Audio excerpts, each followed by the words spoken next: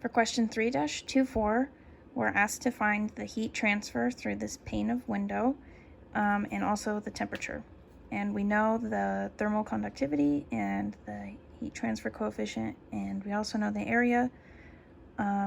We can assume that this is steady state. There's no radiation. It's one-dimensional and K is constant.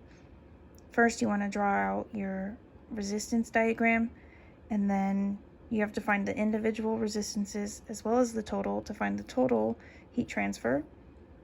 And this is what you should get. For 3-73, you have this brick thing. Same process, you want to draw out your resistance diagram. I did the area as the individuals. We know all of these coefficients for the various materials, and then we also have H's, and then all of the equations are the same. Remember that you do the parallel ones a little bit different, and this is what you get. For this one, we have a cylinder, and so the resistance going through that one is going to be a little bit different.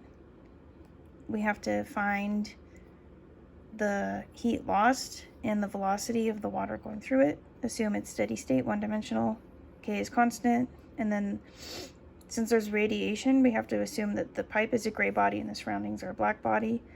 And instead of iterating on Excel, I just assumed that the temperature was 78 degrees, which according to the solutions is close enough, and I don't need to re-go through everything. To find the velocity, I used this correlation.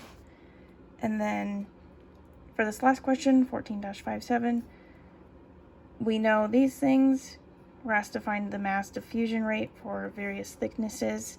Assume it's steady state, one-dimensional. There's symmetry across the membrane, and there's no reaction, so there's no generation. And you use the same equations for both, just varying this L term for the different thicknesses. And the only thing I'm still confused about is, how do you know when these are in parallel? Like, looking at this diagram, I'm not really sure how to decide like what materials are going to be in parallel and which ones are going to be linear. I don't really understand that.